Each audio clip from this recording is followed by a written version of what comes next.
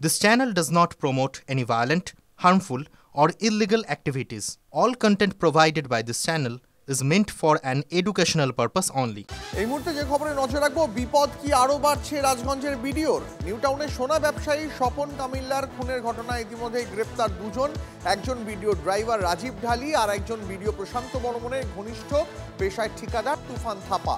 আদালতে দাঁড়িয়ে সরকারি আইনজীবীও বলেছেন ধৃতরা সরাসরি এই ঘটনায় যুক্ত, বিস্তারিত তদন্তের প্রয়োজন রয়েছে। তবে প্রসঙ্গ উঠতেই প্রশ্ন এড়ালেন ভিডিও। দুজন নাম এখানে উঠে আসছে, রাজু ঢালি এবং ওই যে তুফান থাপা। এদের বলা হচ্ছে রাজু ঢালি কি আপনার কলকাতায় গাড়ি চালাতে। দেখুন, আমি যেটা সংবাদ মাধ্যমে দেখতে পেরেছি, এটা যেহেতু আইনি মানে বিচার বিভাগের অধীনে চলে গেছে, এই নিয়ে আমি কোনো মন্তব্য করতে চাই না।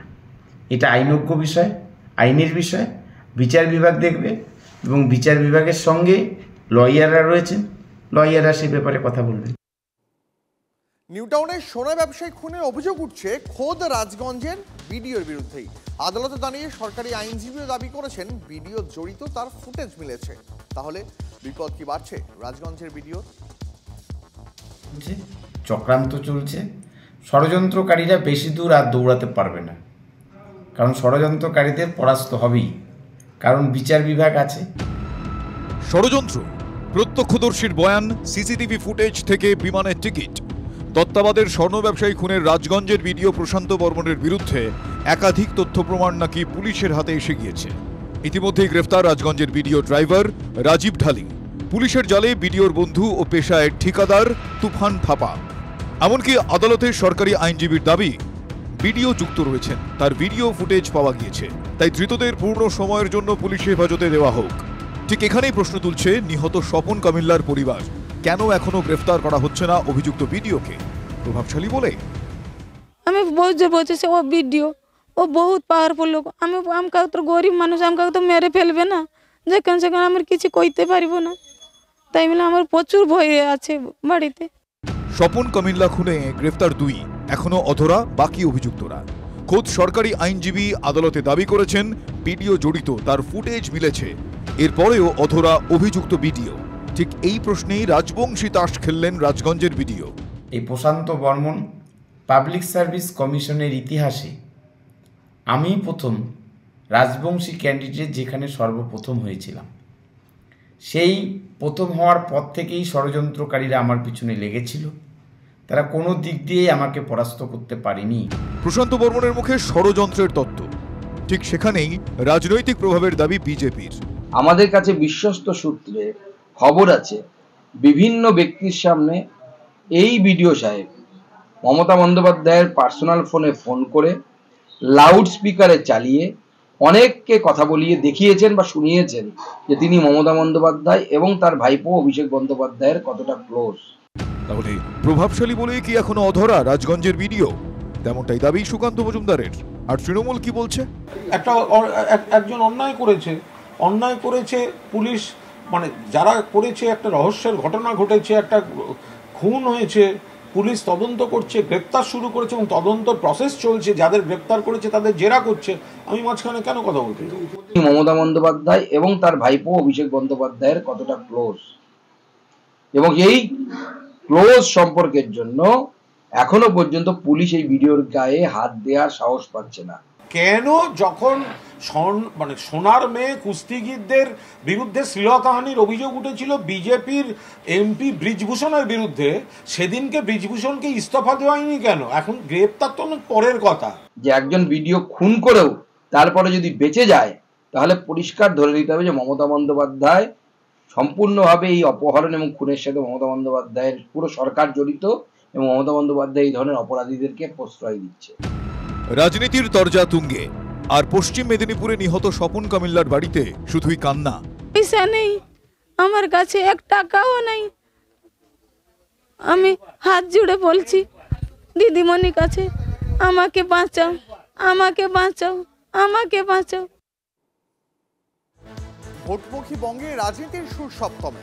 আর জানেনই তো, ঝালে ঝোলে অম্বলে এই বাংলায় রাজনীতি সর্বত্রই। ঠিক সেখানেই বিজেপির হাতে এবার নতুন হাতিয়ার, পানশালার আড়ালে মানব পাচার তদন্ত কি এবার নাম ঝাড়ল তৃণমূল নেতার? আর কি, চাঁচাছোলা আক্রমণে বিজেপির আইটি সেলের প্রধান।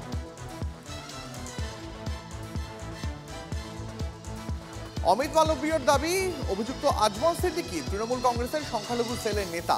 বিজেপির আইটি সেলের প্রধানের আরও দাবি, যৌন চক্র সহ কোটি টাকা দুর্নীতিতে জড়িত তৃণমূল নেতা আজমান।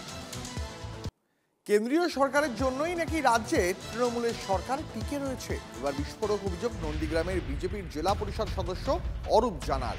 দুর্নীতির অভিযোগে মন্ত্রী আমলারা জেলে, তবুও কেন্দ্রীয় সরকারের সহযোগিতাতেই নাকি তৃণমূলের সরকার টিকে রয়েছে, এমনই দাবি শুভেন্দু গড়ের এই বিজেপি নেতার।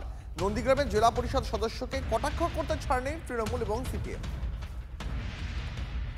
সরকারকে এক মুহূর্তের মধ্যে ফেলে দেওয়া যায়, কারণ দুর্নীতির আতুর ঘরে এই সরকার বসে আছেন। এতগুলো মন্ত্রী জেলে গেছেন, এতগুলো আমলা জেলে যাচ্ছেন, অথচ এই সরকারকে বাঁচিয়ে রেখেছেন। আজকের এই পশ্চিমবঙ্গ সরকারকে কি কারণে বাঁচিয়ে রেখেছেন কেন্দ্র সরকার সেটা জানে। আমরা খুব দুঃখের সঙ্গে বলছি, এই সরকারকে অবিলম্বে ফেলে দেওয়া উচিত, কিন্তু ফেলছে না এই কেন্দ্রীয় সরকার। অভিজিৎ গাঙ্গুলির কথাই আমি সাপোর্ট করছি, আমি সমর্থন করছি। শুভেন্দু অধিকারী অভিজিৎ গঙ্গোপাধ্যায়কে দিয়ে যেমন বলাচ্ছে, এখানে নন্দীগ্রামে অরূপ বাবুদের মতো দাদার অনুগামীদেরও দিয়ে এই কথা বলাচ্ছে, যাতে কেন্দ্রীয় বিজেপি শতপ্রণোদিতভাবে রাজনৈতিক উদ্দেশ্য চরিতার্থ করতে গিয়ে প্রতিহিংসা পরায়ণ হয়ে বাংলার উপরে ঝাঁপিয়ে পড়ে। একটা সহজ সরল একটা সম্পর্ক তা স্বীকার করছে তৃণমূলের নেতামন্ত্রীরা, আবার বিজেপির নেতামন্ত্রীরা। এটা অস্বীকার করার কিছু না, সবাই জানে তৃণমূল বিজেপির যে সেটিং আছে, সে সেটিংটা শুধু তৃণমূল বিজেপির নেতামন্ত্রীদের মধ্যে সীমাবদ্ধ না, পশ্চিমবাংলার জনগণের এবং জনমানসের মধ্যে সেটা ছড়িয়ে পড়েছে, সেটা বাস্তবতা উপলব্ধি করেছে। অভিজিৎ গঙ্গোপাধ্যায়কে দিয়ে ওসব কথা বলালো কে? সেটা বিজেপি তো আর কান পাতলে শোনা যাচ্ছে যে অভিজিৎ গঙ্গোপাধ্যায় তাকে দিয়ে ওই কথাগুলো বলালো কে? দিল্লির বিজেপি দিল্লির বিরুদ্ধে কে বলালো? বিজেপির মধ্যে তো একটু কান পাতলে ফিসফাস করলে শোনা যাচ্ছে যে আপনি বলুন, আমরা পেছনে আছি। ফলে বিজেপির মধ্যে থেকেই বিজেপির যারা এই বিষয়টা দেখেছেন যে অভিজিৎ গঙ্গোপাধ্যায়কে দিয়ে এটা এখন বলিয়ে দেয়া হোক। অভিজিৎ বাবুর গলায় যে হতাশা, স্বপ্নভঙ্গের বেদনা, এটা তো তাঁর একার নয়, তাঁর সুর, সরকার সুর অভিজিৎ গঙ্গোপাধ্যায়, কিন্তু স্বরটা কার? তো সেটা তো বিজেপির মধ্যে কান পাতলে শোনা যাচ্ছে।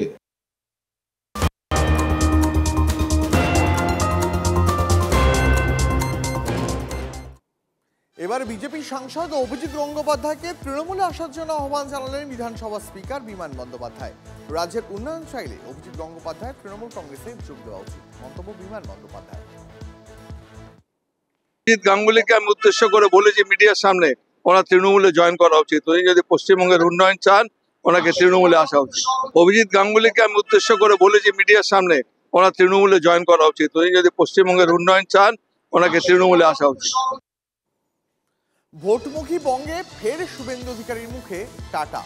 ভোটে জিতলে বাংলায় টাটাকে ফেরানোর অঙ্গীকার বিরোধী দল নেতার। রতন টাটার মন্তব্যকে হাতিয়ার শুভেন্দু। টাটা বলে গেছিলেন, মাথায় ট্রিগার লাগিয়ে বাংলা ছাড়তে বাধ্য করলো, আমি খারাপ এম কে ছাড়লাম, ভালো এম এর কাছে যাচ্ছি।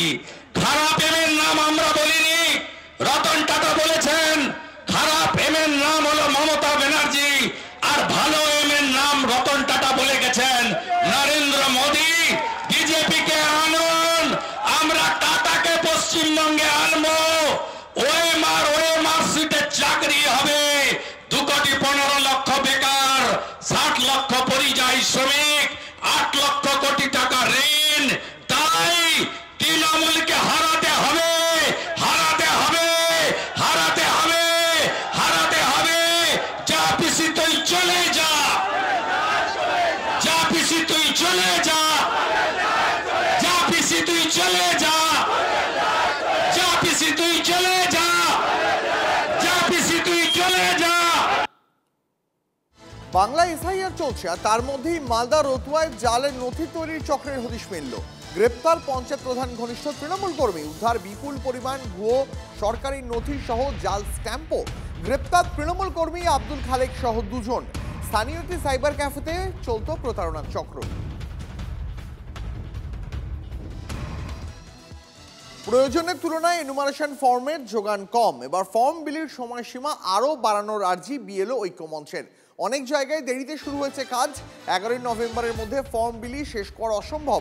পরিস্থিতি সামলাতে অন্তত 15 তারিখ পর্যন্ত সময়সীমা বাড়ানোর আর্জি বিএলও ঐক্যমঞ্চের।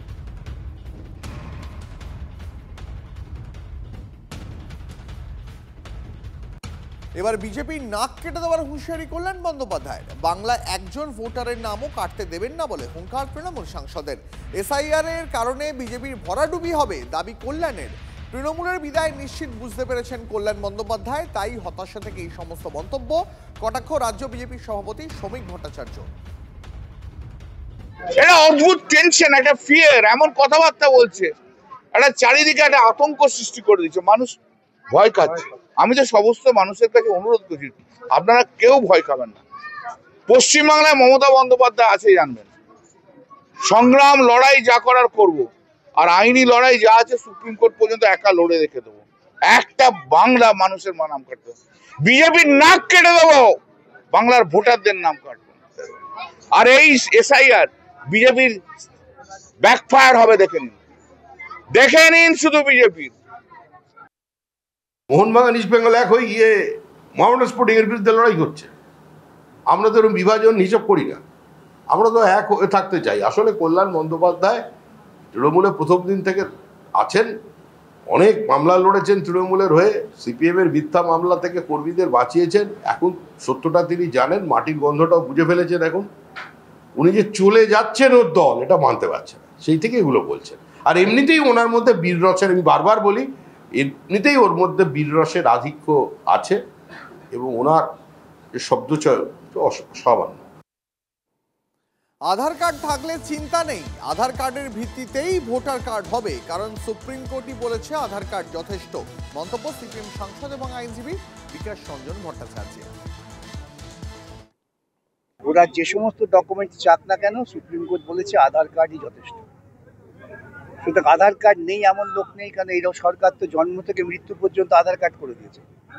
এখন তো আমি শুনি শ্মশানে গেলে অনেকে আধার কার্ড দেখতে চায়। তাহলে সেই আধার কার্ড থাকলে পরে আধার কার্ডের ভিত্তিতে এসআইআর হবে, নাম থাকবে ভোটার লিস্টে। আধার দিয়ে বিকাশ রঞ্জন ভট্টাচার্যের মতো এত অভিজ্ঞ আইনজীবী এই ধরনের কথা কেন বলছেন আমি জানি না। অবশ্য সিপিএম তো তৃণমূলের বি টিম, সুতরাং আমি জানি না বিকাশবাবুও মানুষকে বিভ্রান্ত করার চেষ্টা করছেন কিনা। আধার কোনো নাগরিকত্ব পরিচয় দেবার কোনো ডকুমেন্ট নয়। আধার যদি থাকে তাহলে আধারের সাথে সাথে আপনাকে যে 11টা ডকুমেন্ট দেওয়া হয়েছে তার মধ্যে একটা ডকুমেন্ট আপনাকে দেখাতে হবে। শুধু আধার দেখালে কিন্তু আপনার নাগরিকত্ব প্রমাণ হচ্ছে না। আগামীকাল জলপাইগুড়ির তোতাপাড়া চা বাগানে ক্রেশ হাউস উদ্বোধন হওয়ার কথা। আজ প্রেস পরিদর্শনে গিয়ে চা বাগানের শ্রমিকদের বিক্ষোভের মুখে পড়তে হয় বান্নারহাটের বিডিও এবং অন্যান্য সরকারি আধিকারিকদের। শ্রমিকদের অভিযোগ, ক্রেশ হাউসের কাজে শুধুমাত্র একটি স্বনির্ভর গোষ্ঠীরই 10 জন কর্মী নেওয়া হচ্ছে, যা তারা মানতে নারাজ। শ্রমিকদের দাবি, চা বাগানের প্রতিটি স্বনির্ভর গোষ্ঠীর অন্তত 1 জন করে কর্মীকে নিয়োগ করতে হবে। শ্রমিকদের হুঁশিয়ারি, যদি এই দাবি না মানা হয় তাহলে মুখ্যমন্ত্রীর উদ্বোধনের পর ক্রেশ হাউসে তারা তালা ঝুলিয়ে দেবেন।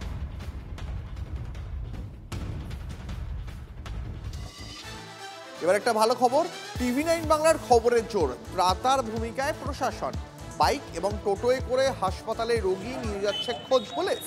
শনিবার থেকেই বন্ধ আরামবাগের রামকৃষ্ণ সেতুর উপর দিয়ে যান চলাচল, সেই খবর লাগাতার দেখিয়েছি আমরা। আরামবাগ সহ হুগলির বড় একটা অংশের সঙ্গে 2 মেদিনীপুর, বাঁকুড়া, পুরুলিয়া, ঝাড়গ্রামের যোগাযোগ বন্ধ গত কয়েকদিন ধরে। রামকৃষ্ণ সেতু দিয়ে চলছে না অ্যাম্বুলেন্সও। অবশেষে TV9 বাংলা খবর দেখানোর পর ত্রাতার ভূমিকায় আরামবাগ থানার পুলিশ। রোগীদের হাসপাতালে নিয়ে যেতে 10টি বাইক অ্যাম্বুলেন্স, 2টি টোটো অ্যাম্বুলেন্স পরিষেবা চালু করেছে প্রশাসন। আমরা আমাদের আরামবাগ থানার তরফ থেকে টোটো অ্যাম্বুলেন্স এবং বাইক অ্যাম্বুলেন্সের ব্যবস্থা করেছিলাম। সকাল থেকে প্রায় 300-র উপর পেশেন্ট, যারা মানে লাইফ সাপোর্টে আছে কিংবা প্রেগনেন্ট কিংবা delivery, on the verge of delivery, তারা সকলে এটা অ্যাভেল করেছে। এবং যে টোটো ড্রাইভার আজকে সে নিজে আমাকে বলেছে যে স্যার এত বড় মানে আশীর্বাদ, আমি এই যে পরিষেবা দিতে পারছি আপনাদের জন্য, এটার জন্য আপনাদের কাছে আমি ধন্য। কারোর কোথাও কোনো অসুবিধা না হয় সেই জন্য আমরা এক্সট্রা ফোর্স আমাদের মাননীয় এসপি স্যার ডিস্ট্রিক্ট হেডকোয়ার্টার থেকে পাঠিয়ে দিয়েছে।